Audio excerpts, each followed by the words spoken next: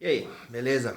Ó, esse vídeo eu tô fazendo pra dar uma resposta a um canal que eu vi, que é do Merlin das Trevas, né? Ele fez um último vídeo recentemente que eu acho que é bem pertinente em todos os pontos que ele está colocando.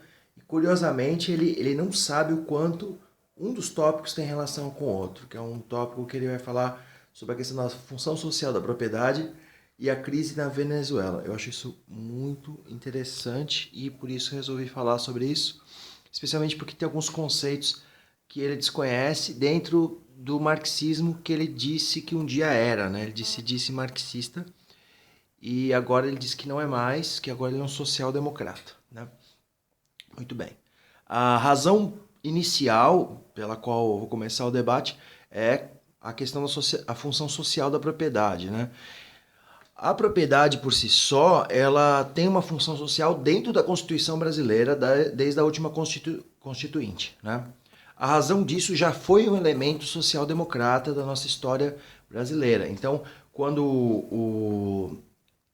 houve a abertura, né, pelo fim da ditadura militar, depois de um processo até trabalhado junto com os militares, inclusive, né, os militares que torturaram, mataram, depois se sentaram para ajudar a constituir um governo provisório e tal, né? Esse mesmo militar que deu o golpe lá, que fez aquela ação fascista que nós já conhecemos aqui por 20 anos, que algumas pessoas ainda sentem saudades. Ok. Depois disso, dentro dessa constituinte é que ficou demarcado que a propriedade teria essa função social. E a partir daí é que o MST, ele ocupa, não só o MST, mas vamos começar por ele, dentro do que foi mais citado no vídeo, ele ocupa terrenos que não estão tendo essa função social. E os movimentos sociais também, vários de diversos tipos, inclusive no centro da capital de São Paulo, há muitos e muitos prédios que estavam abandonados e foram ocupados por movimentos sociais dos mais diversos tipos, né? Que estavam ali especulando imóvel e a permissão de vários sistemas jurídicos determina que tem que ter uma função social. Essa função social é determinada pelo sistema jurídico. Essa é a grande questão, né? Então, não necessariamente a gente vai ter uma função social que realmente agrade, que realmente faça parte de tudo, porque é o sistema jurídico que vai julgar se ela é ou não uma função social coerente, né? Esse é o ponto importante que eu queria levantar. Muito bem. Isso vai ter agora a ver com a questão do marxismo e da Venezuela, beleza? Então esse ponto ele levantou, debateu, concordo plenamente com o que ele disse ali, com exceção de que uma Constituição não é lá uma coisa tão válida quanto qualquer outro elemento que você se norteie como base de parâmetro moral, tá? O sistema jurídico ele é todo uma moralidade escrita, uma ética, digamos assim, e que é imposta. Essa é a grande questão do segundo ponto. Porque tem a ver com o fato de ele dizer que ele não é mais um marxista. Eu também não me digo um marxista, por um ponto muito simples. Primeiro porque não existe nenhuma área da ciência, mesmo dentro das áreas humanas, sociológicas e históricas, algum momento em que a gente tenha, sei lá, com Einstein, com Pasteur, né? Pasteurianismo, né? Com a questão de Lavoisier, um lavoisianismo, com Newton, um newtonismo. Não existe isso. Só no marxismo tem o marxiano e o marxista, né? Tem o freudiano, existe, mas não tem o freudinista, né? Tipo, então é quase uma metafísica, né? Como se o Marx fosse um indivíduo além dos mortais e aí ele não erra, né? E não que ele tenha elementos históricos e científicos que possam ser somados a qualquer outro elemento científico, né? Então eu não me diria um marxista. E quem disse isso foi o Che Guevara, então não fui eu. Então vocês podem levar em consideração que é um cara famoso. Aí, não, peraí, então o Che falou, então deve ser verdade, tá bom? Então eu falo assim, o Glaucio falou, foda-se. Mas se for o Che Guevara, então legal, legal. Então pensem que foi o Che Guevara, porque foi ele que disse mesmo no livro de política dele. Bom, ok. Eu me considero um socialista libertário, né? Ele se disse o libertário, mas eu me considero um socialista libertário nos termos do que disse Bakunin, né? Que eu sou um anarquista. Eu considero que enquanto a sociedade humana tiver qualquer indivíduo que tenha privilégios materiais, isso para mim é o ponto fundamental, materiais além dos privilégios dos outros indivíduos, e tiver uma força de autoridade, né, e essa autoridade for dada a ele de forma superior aos outros, a gente vai ter uma sociedade desigual onde alguém vai estar sendo explorado. E é esse o ponto que eu queria chegar. A Venezuela, assim como o Brasil ou qualquer outra sociedade, vive sim ditaduras, tá? E qualquer outro país que tenha um governo vive sob uma ditadura. E essa ditadura não necessariamente é só do governo. A democracia em si, no seu conceito geral, é uma ditadura da maioria. Então, quando você fala, senhor Merlin, que a democracia é o que você defende, mas você não defende um conceito onde haja uma ditadura, você está bastante equivocado dentro do conceito do próprio Marx, que é um sujeito que você seguia, e mesmo como social-democrata, ainda segue, porque a social-democracia nasceu de conceitos marxistas misturados com conceitos ligados à democracia burguesa. Então, não é lá muito assim, não marxista no more, entendeu? Então, vamos com calma. Não vou dizer que você é um marxista, eu acho que é muito pertinente a sua definição como social-democrata, mas não é pertinente como libertário exatamente.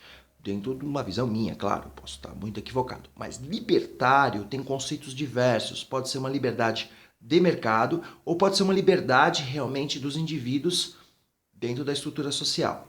Ou pode ser os dois, dependendo do seu conceito e sua ideia sobre o que seria libertarismo, né? Ou liberalismo, ou enfim, várias outras ideias.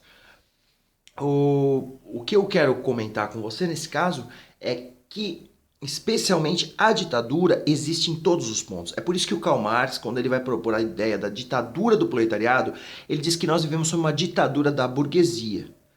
É por isso que aí você reverte o quadro para colocar o trabalhador impondo as regras, impondo como as coisas devem ser feitas, e a partir disso não vai ter mais ninguém mandando, tá? Ok. Essa é a ideia mais simples. Essa é uma ideia que pouca gente compreende, e eu entendo que você possa ver dessa forma por uma única razão. Porque nos locais onde tentaram colocar essa tal ditadura, existia sempre um partido, e esse partido era o Partido Comunista. E esse Partido Comunista teve várias outras visões. E o chefe do partido normalmente acredita que é ele que tem que explicar para o trabalhador como ele tem que se sentir para saber que ele está sendo explorado.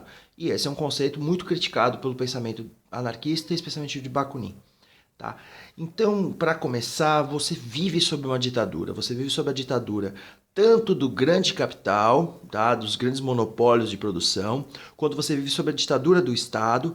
E aí você vive também sob uma ditadura que eu concordo muito bem com você, que é a ditadura religiosa, que estará sempre adaptada aos conceitos tanto do capital quanto do Estado. E se o capital desaparece, como em alguns momentos ele não existia, apesar de que os liberais acharem o contrário, mas em alguns momentos o capitalismo não existiu, mas se desaparece esse modo de produção e vem outro, a religião normalmente se adapta, especialmente a religião católica, que foi a que você mais socou durante o seu vídeo. A religião católica, de fato, ela é a mais adaptável de toda a sociedade humana, né? Durante o período do escravagismo, quando surgiu o Estado, né? O Estado surge junto com a escravidão, então por razões econômicas e razões de poder, o Estado aparece, e ele aparece no período escravagista, e o capitalismo não existia ainda, tá? Mas existia o escravagismo, que era um modo de produção diferente. Esse modo de produção ligado ao Estado, então nesse momento quem era o senhor de escravos era o senhor do Estado. Aí depois de um momento isso rompe e o senhor do escravo acaba perdendo poder para o feudo. Posteriormente, estou fazendo um resumo de milênios, né? Mas vamos por base só para você entender. Depois a gente desmiuça talvez um dia. Tanto no escravagismo quanto no feudalismo, o senhor da produção, dono do meio de produção, é o governante. Então, o senhor de escravos é também o rei que comanda toda uma região, né? O senhora, raramente. E no feudo, o senhor feudal é o senhor da produção e é o senhor das leis. Então, em ambos os casos é isso. No sistema capitalista, não necessariamente é isso. O Estado não necessariamente serve às grandes empresas, né? Pelo menos não todas. E é por isso que existe um discurso liberal muito de menos Estado, queremos menos Estado. E esse discurso, na prática, não é bem assim não, né? Na verdade, o Estado ajuda muito todas essas empresas a ficarem lá. O problema é que a empresa que está lá não é a dele, é só esse o problema, né? Então, nós queremos menos intervenção do Estado, porque eu não consigo com a minha empresa crescer, porque aquela está crescendo porque está recebendo ajuda do governo. Em outras palavras, por favor, ajuda do governo para mim, não para ele, tá? Porque toda vez que a mão invisível do mercado levanta o dedo médio para os grandes liberais, eles correm direto para o Estado para tentar conseguir subsídios, tá?